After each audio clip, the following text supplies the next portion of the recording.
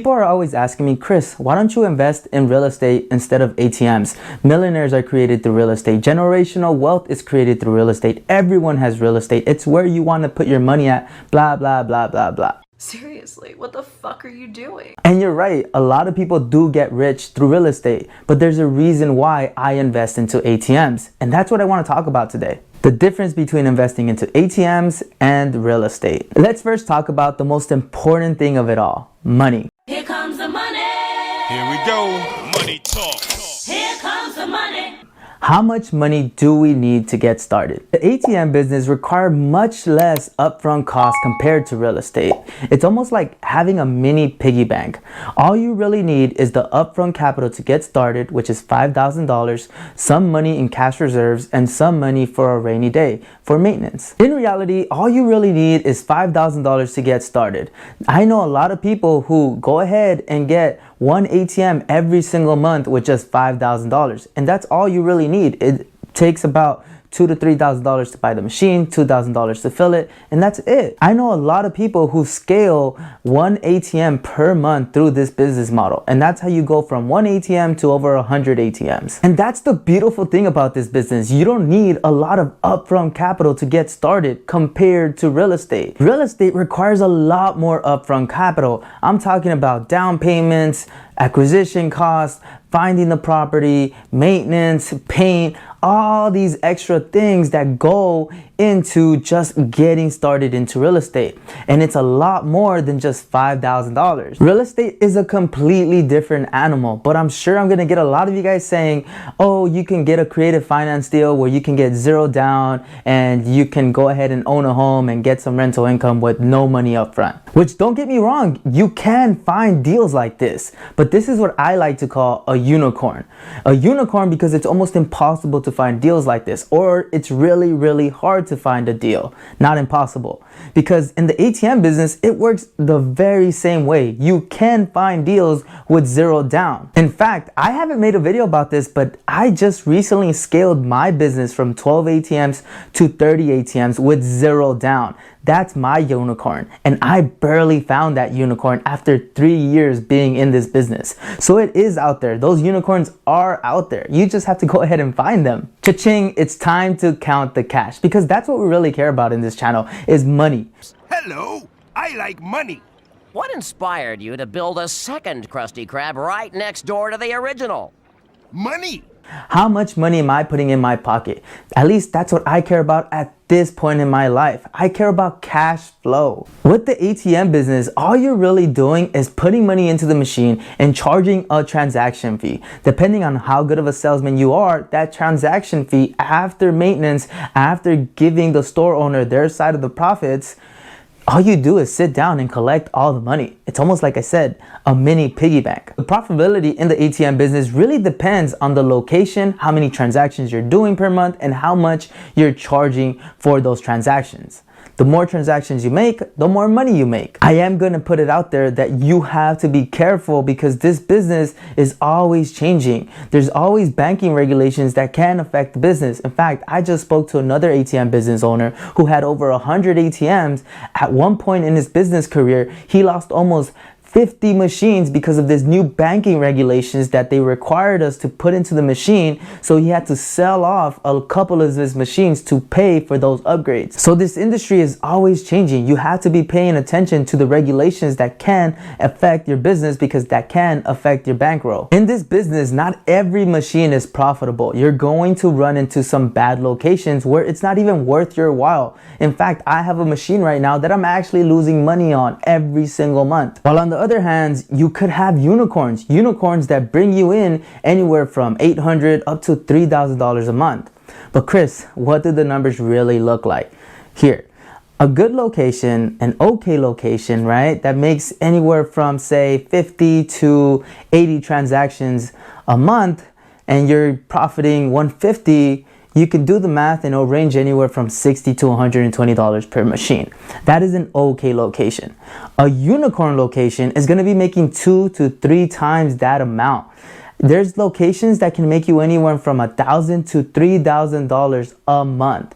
Again, they are unicorns. I know my unicorn barely even makes it to $1,000. Let's look at real estate. Real estate is the gift that keeps on giving. Not only do you have the rental income that you get from the property, but if you're lucky and you have this lucky lady by your side, you can also have what we like to call appreciation, meaning over time this house is gonna be worth more, so you'll have equity in the property. Here's the thing with real estate that no one's gonna tell you though, and everyone is out there promoting real estate, generational wealth, cash flow, passive income, blah, blah, blah, blah, blah.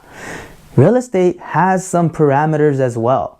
And I'm gonna keep it simple for you, so let's just talk about single family homes here. What most real estate gurus won't tell you is that you're going to have to choose. You're going to have to choose either cash flow or appreciation.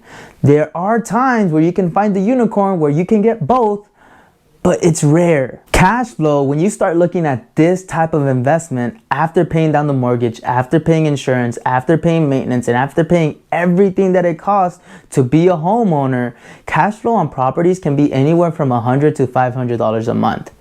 Yeah, you'd think it would be more, but that's money that you're keeping in your pocket, not the money that you're making revenue like everyone says. I'm talking about cash flow, money that you can go out and spend a Gatorade on, which if you ask me, isn't a lot of money, especially for putting this huge amount of capital just to get started.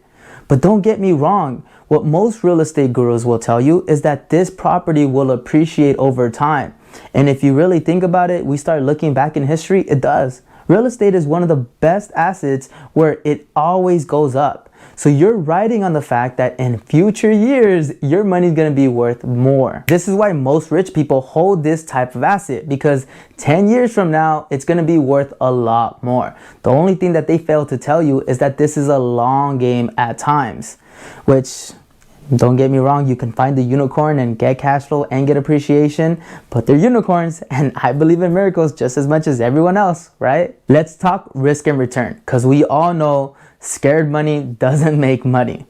In the ATM business, it is a little bit risky. Things like changing technology, death, funky banking regulations, maintenance, the change in technology, all these little things that it costs to run a business can come at a cost. There are even times where I find a lot of people getting into the business, and the unfortunate part is that all the money that they used to get started, those $5,000, was all the money that they had.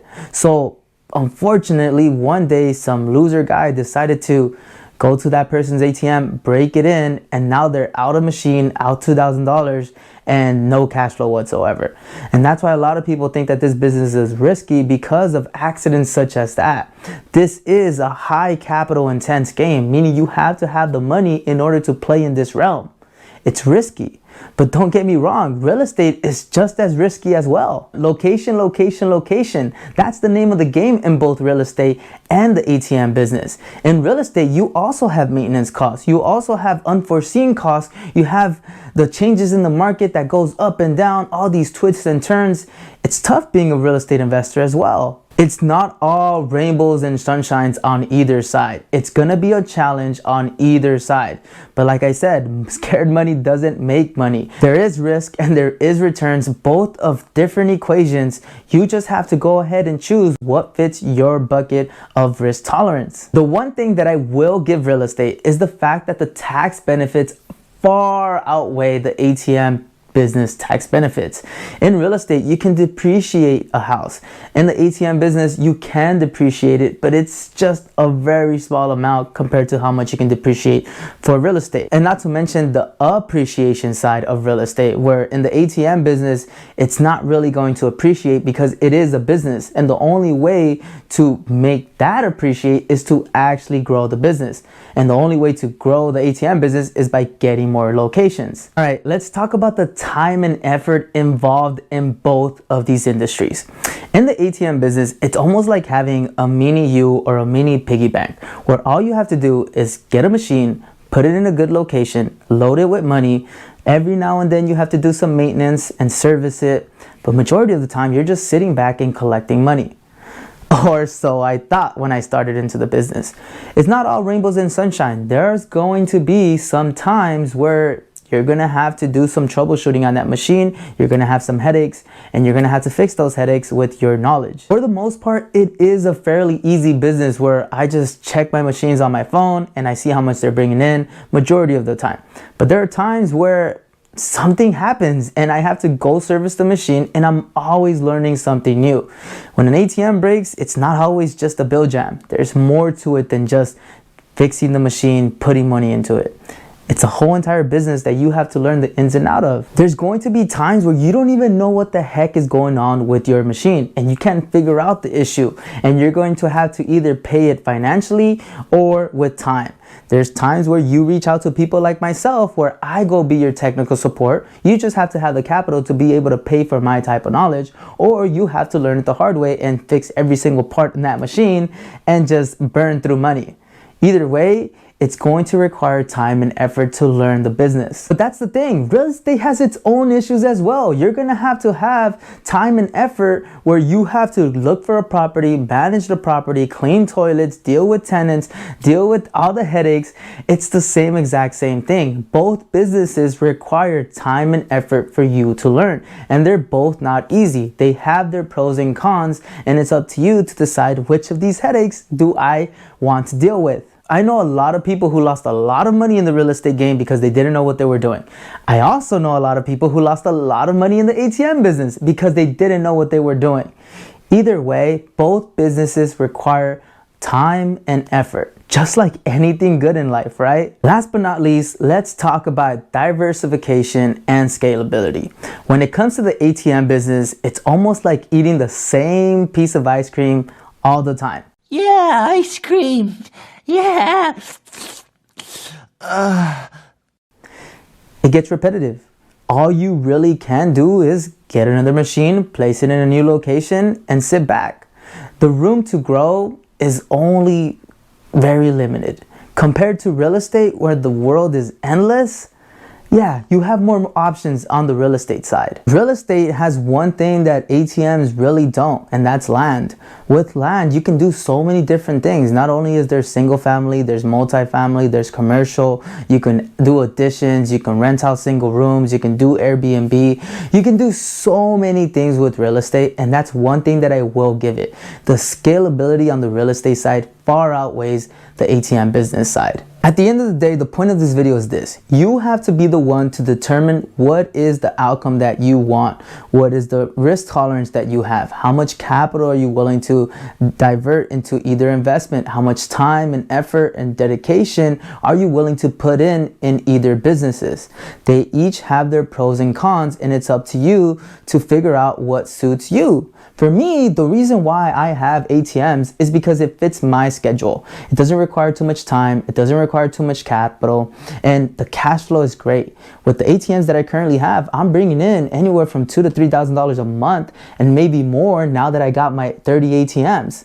I don't have any real estate, but I also know it's something that I can't be blinded on. So I am going to slowly start getting into the real estate side to figure out what is the best situation for my situation. And that's how you have to look at things. Look at your pros, look at your cons, what fits me and my routine, my risk tolerance, and how I live life and what I want to get out of life. For me, I'm really young. I don't care about how much my property is going to be worth 10, 15, 20 years from now. I really don't. I care about right now, how much money I'm putting in my pocket. Can I pay rent? Can I pay for my bills? That's what I care about right now.